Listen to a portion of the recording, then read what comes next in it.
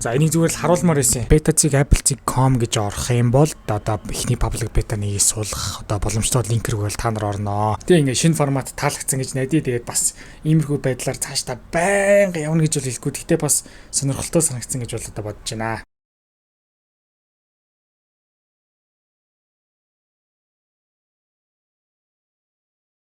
За сайн байцгаана уу ирхэн үзэгчдээ, энэ өдрийн мэндийг хүргэе. Улаанбаатарын цагаар 2026 оны 7 дугаар сарын 6-наас 7 шилжих шөнийн 1 цагт iOS 27.0 developer beta 3 үйлдвэрлэлийн систем маань хөгжүүлэгч нарт засагдаж эхэлсэн байна. Миний хувьд үйлдвэрлэлийн системийг татах хугацаа маань 26 минут байсан бол сул хугацааны 4 минут бол байж бол таарлаа.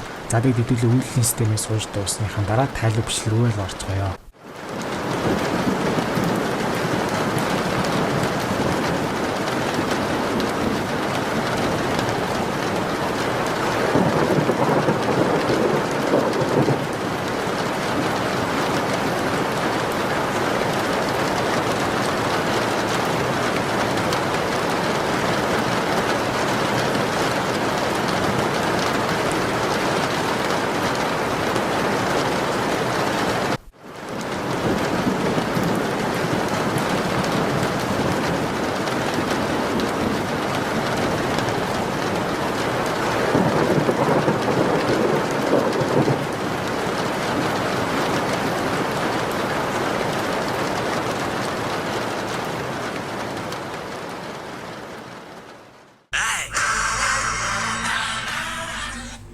За энийг зүгээр л харуулмаар байсан.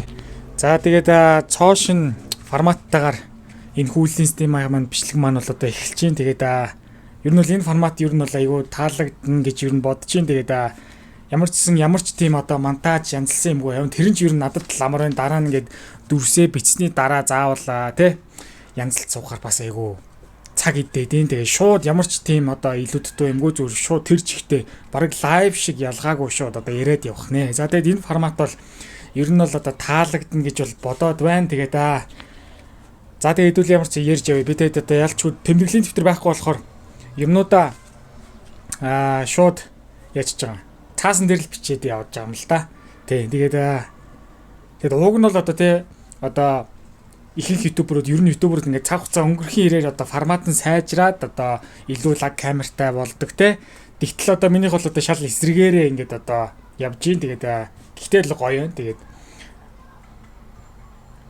би бол одоо ингэ веб камер ашиглаж байгаа. Веб камер ашиглаж байгаа болохоор одоо бүр гоё санагдаад тийм. Тэгээд бас ингэж ярихаар дундуур жоон гацалтай болохоор сонирхол. Гэхдээ яг шууд ярьж байгаа гэдэг утгаараа бас сонирхолтой байгаа хаа гэж бол найдаж байна. Тэгээд хамгийн гол нь одоо хэлж байгаа санаа нь л чухал. Тэгээд заавал лаг гоё камертай байснараа заавал гоё санаа ярина гэсэн юм байхгүй шүү дээ. Ерөөсөө л санаа чухал. За тэгээд ямар ч сан яг одоо энийг бичлэг хийж яагаад өнөөдөр бичлэг ороод орой болоод шөнийн 1 цаг өнгөрөөд ер нь iOS 26.6 бол гарах гэж байна. Эсвэл маргааш гарах бах. Гэхдээ ер нь өнөө шөнө бол гарна гэж бол бодож байна. Гэтэл би бол одоо 26.5.2-ын бичлэгийг хийгээгүй байна те. Ер нь бол Apple-аас гэхдээ яг iOS 26.5.2-ыг бол хаахаас өмнө одоо батаре репортоо амжиж оруулах нь бас нэг талаасаа бас одоо би өөрийгөө ингэж одоо зөвтгдөг нэг тийм үнцэг бол байдаг.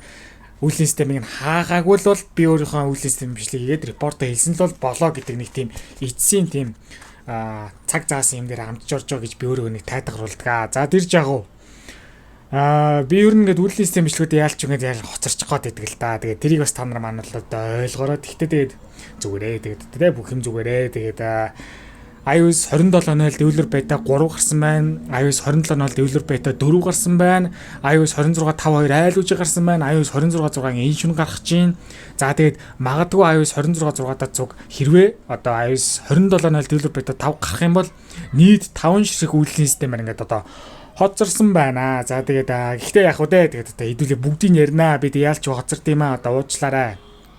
За тэгээд нэг удаадаа одоо ингээд хазаая гэж бодож байна. Тэгээд яаж хазааж ийн гэхээр энэ 100 дэлхийн аварга ингэ болсон. Тэгээд энэ 100-ны дэлхийн аварга бол одоо би хөлбөмбөг үзээд 20 жил болсон байна. 6 оны дэлхийн аваргаас хойш ингээд одоо 26 оны дэлхийн аварга хүртэл 20 жилийн хугацаанд бол би хөлбөмбөг ингээд үзсэн. Тэгээд үнэхээр гоё дэлхийн аварга боллоо те.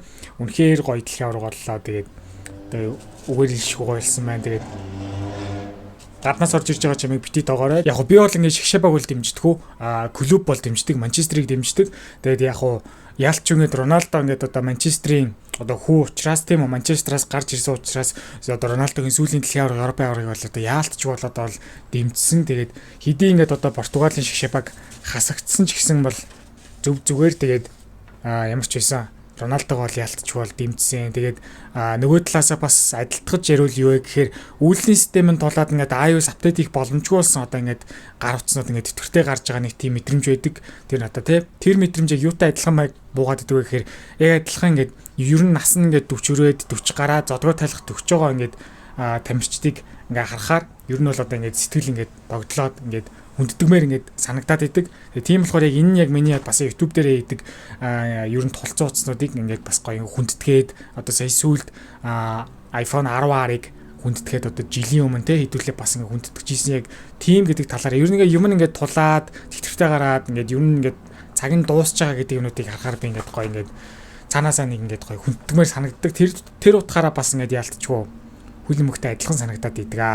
За тэгээд ямар ч юмудаа юмчлэр ингээд автаа морил тэгээд өмнөх бичлэгийг яалч Tesla Cybertruck-ийн талаар юу би энэ юу гэж байгаа юм. Би өөрийнхөө бичсэн юмыг гаргадаггүй. Тэгээд таалагдсан гэж найдаж чинь тэгээд ямар ч үсэн яг тэр саяны өмнөх бичлэгэн дээр бол би энийг юмыг дурдааг бол өнгөрөөцсөн байлээ. Тэр нь юу вэ гэхээр нөө нэг цэнэглэг оролтыг нь би та нарт яриаг юм билээ. Ямар ч энэ бичлэгээр ямар ч цэнэглэг оролтыг нь ярих дутуу үлдээсэн байсан. Энэ дээр бичлэгээр хэлээд ямар ч ингэ гүйцээч өмнөх бичлэгээ гэж бол бүрэн дуусгаад. За тэг ямар ч байсан энэхүү шинэ форматыг бол та нар бол харж байгаах. Шууд ингээд дэлгэц рүүгээ ер нь бол та нар ингээд одоо би чинь зүүн талд байгаа гэхэр чинь би чинь зүүн биш би чинь одоо үзэж байгаа. Би зүүн талд байгаа гэхэр энэ талд одоо утасны дэлгэц байгаа. Тэгэхээр утасны дэлгэц рүү анхаарал хандуулахын тулд би бас нөгөө утгаараа өөрийнхөө дүрсийг бас хар цагаан болгосон. Тийм. Тэрийг бас ойлгох хэрэгтэй. Тэгээ бас нөгөө талаараа бас ингээд хуучны юм татагддаг гэдэг утгаараа хуучны юм гой санагддаг гэдэг утгаараа би бас дүрсээ бас хар цагаан болгоод байгаа шүү. Тийм. Тэрийг бас ингээд та нар ойлгох хэрэгтэй. За. Тэгээ ер нь бол шинэ юмнууд бол нэг гой биш. Надад шинэ сүүлийн үеийн соргог моргог тийм юм бол ерөөс нэг гой санагддаг. Ер нь хуучны юм гой санагддаг. За тэгээ ямар ч энэ бичлэг бол мэдээж хэрэг одоо хамгийн чухал зүйл маань гэвэл 7 сар болсон учраас бараг 8 сар бол 7 сар болсон учраас iOS 27.0-ийн маань public beta 1 бол гарсан. Одоо тэрийг бол одоо яг судлах зарыг бол би та нарт бол харуулна. Тэгээ бас нэг юм та нар ер нь бол бас анзаарсан бах. Ер нь ингээд миний барьж байгаа iPhone SE гар утас маань те хөөрхөдөө тийм. Энэ гар утас маань одоо хиймэл оюун ухааны функцийг дэмжих боломжгүй гар утас. Тийм болохоор би ингээд та нарт энэ зууны одоо хиймэл оюун ухааны холбоотой функцүүдийг бол тайлбарчлэгэн дээрээ харуулж болж чадахгүй байгаа. Тэрнээс бол одоо уучлалтгүй жинаа. Тэгээд одоо албан шаардлагаар би ялтч YouTube дээрээ одоо сүүлийн үеийн шинэ гар утас авах шаардлага бол одоо ингээд энэ зунаас ялтч ингээд эхэлж бол үүсэж байна. Тэгээд удахгүй тэгээд ямар нэгэн байдлаар шинэ iPhone бол ингээд авах нь сүүлийн үеийн функцүүдийг дэмждэг мундаг iPhone авах нь. Тэгээд ямар ч сан миний гар цөөрхий ингээд одоо гологдож бол эхэлж байна. Тэгээд том харамсалтай. Гисэн хийж яг үндсэн гар утсаар бол би бол ашиглана шүү дээ. YouTube дээрээ л зориулж яалтч тустай ингээд бүр зориулж анх удаага ч хоёр нэг дараагийн одоо бас ингээд утсаа ингээд бол авах гэж байгаа юм байна. Тэрийг бас та нар ингээд ойлгоорой.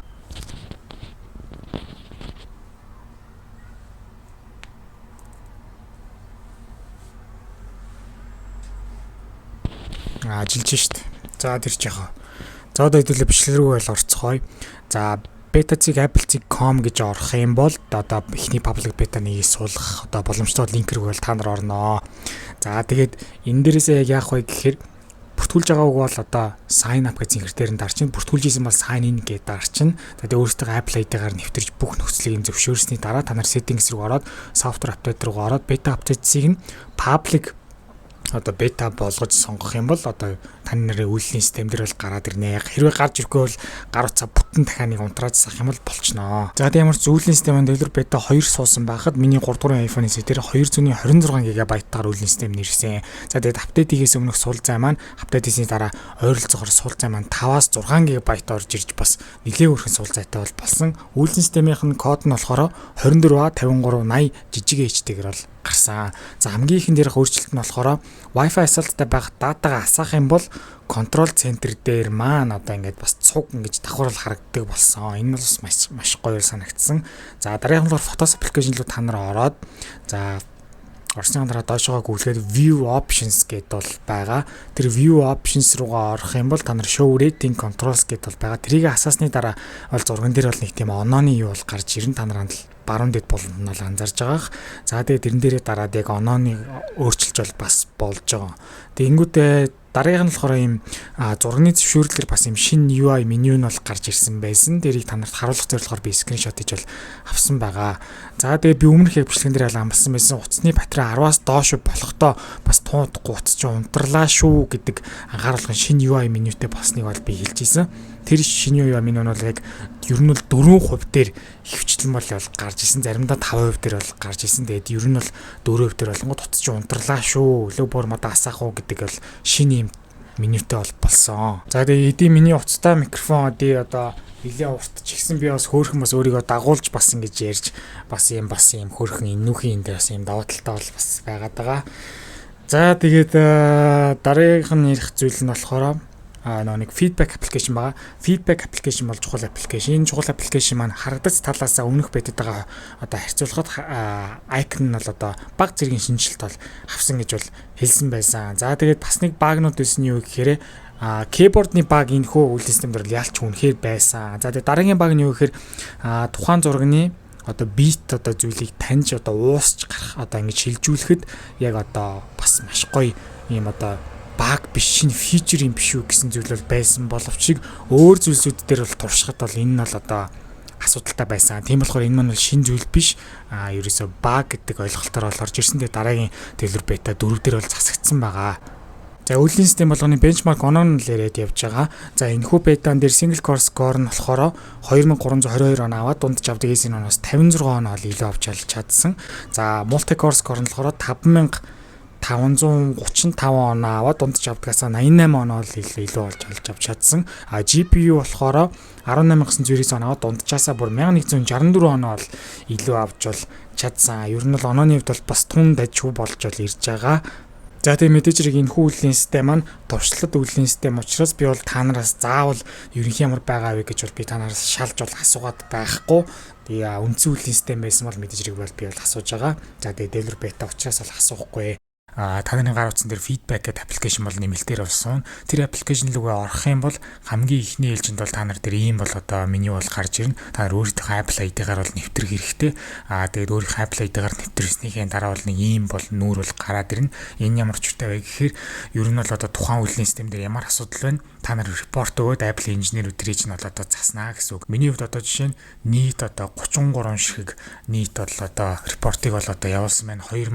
2023 оноос хойших репортууд гэвэл юм бол тарж ин. Тэгээд өнөөдөр яг дөнгөж сайхан би нийт 3 ширхэг ямар ч репортыг бол явуулчлаа. Тэгээд ямар ч байсан та нар яаж явуулах хэлээ. Биний репорт бол одоо ямар ч гэсэн драфт маягаар л үлдээчлээ скриншоттой холбоотой. За одоо та нар харж байгаа хамгийн ихэд бол гарчгийн нөгөө скриншоттой холбоотой. За тэгээд яг ямар асуудал нь хаана үүсч ийн гэдэг дээр бол би Photos application-ыг нь бол одоо зааж өгсөн. Скриншот гэдэг тусад нь бол одоо зүйл бол байдгүй юм байна.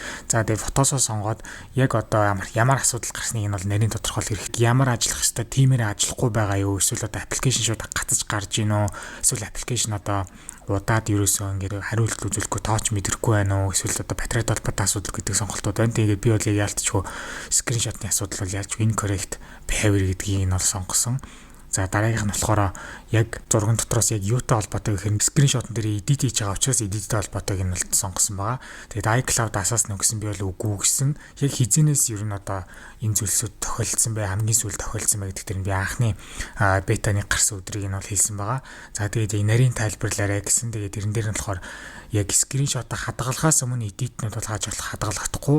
Яг скриншотоо хадгалсны дараа edit-үүд маань бол одоо ингээд ямарчсан зүгээр одоо алга болохгүй байгаа зүгээр байгаа гэдгийг бол хэлж өгсөн. Тэгээд нэмэлтээр яг миний photo library logs-ыг авах хэрэгтэй нэхэр би яг зөвшөөрөөд yes гэж дараад тэгээд нэмэлтээр бас add attachments гэдэг дээр яг саяны миний дурсан recovery гар өөрийнхөө device-ыг одоо тестийг янз бүрийн үр дүнг нь бас давхар хавсаргаж бол ингээ болох юм байлээ. Тэгээ файл юм уу эсвэл одоо зураг бичлэгээ бол бас давхар нэмийг хавсаргаж бол болно. Тэгээ бүгднийг яг нэг бүрчлэг сайн дурдсны дараа дээдлийнхаа одоо send товчийг дараад одоо чиний нийлгээж байгаа репорт чинь ингээд одоо Apple инженерүүд дээр бол очоод дараагийн гарах одоо бета 2 3-аас бол одоо засагдаж эхэлнэ гэсэн үг. Тэгээд үйлдвэрлэлийн систем маань хамгийн ихний хувилбар учраас болж бүтэхгүй зүйлс бол энэ тэнд бол мэрсээр байгаа. За тэгээд 9 сард гарах одоо аль бисний хувилбар гарах хүртэл сайжирж явж байгаа гэдгийг бол та нар бол анхаарах хэрэгтэй. Тийм учраас гар утсан дээр бол асуудлууд бол үүснэ. Наад зах нь л ихэд одоо батарейны асуудал, за тэгээд үйлдвэрлэлийн системийн асуудал, за тэгээд халалтын асуудлууд бол үүсэх магадлал бол 50%-аас дээш гэж бол та нар бол ойлгож болно. Харин нэмэлтээр одоо татж авдаг аппликейшн бол мэдээж хэрэг байгаа. Энэ аппликейшнүүдийн хувьд юу гэхээр iOS 27.0 developer beta 1-д зориулсан бол апдейтыг гаргаагүй учраас татаж авч ашигладаг аппликейшнуудын хувьд мөн адил бас одоо зүгээр энгийн ажилтгаасаа энгийн ажиллаж чадахгүй доголдлууд бас үүсэх магадлал 50%-аас дээш гэж бол та нар бол ойлгож болно шүү. Тийм учраас бас яарч бас энэхүү апдейт руу бити хийгээрээ зүгээр туршиж байгаа хүмүүс л апдейт хийдэж шүү. За дараагийн гарах үйлдвэрлэлийн систем буюу iOS 27.0 developer beta 5 маань юу нэгэн гарах юм бэ гэвэл одоо энэхүү 7 дугаар сарын сүүлийн 7 хоногтоо багтаад эсвэл 8 сарын эхний хэд хоногтоо багтаад бол гарчна гэж бол бодож байна. За тэгээд ер нь бол одоо миний ярих ихэнх зүйлсүүд маань бол ингээд дууслаа. Тэгээд ямар ч байсан тэгээд мэдээж хэрэг дүгнэлт хэсгээр хэлэхэд бол тийм одоо ингээд заавал ишиг бол апдейт хийгээд авах хэрэг бол байхгүй. Яг тэр туршлагатай үйлдвэрлэлийн систем учраас хөгжүүлэгчнээс зориулсан үйлдвэрлэлийн систем. Тэгээд нөгөө талаасаа бас за хамаагүй би хөгжүүлэгч биш ээ. Тэгээд би зүгээр шинэ зүйлсүүдийг мэдэрмээр байд юм аа чи зүгээр дугаа те. Энийг би апдейт хиймээр байна.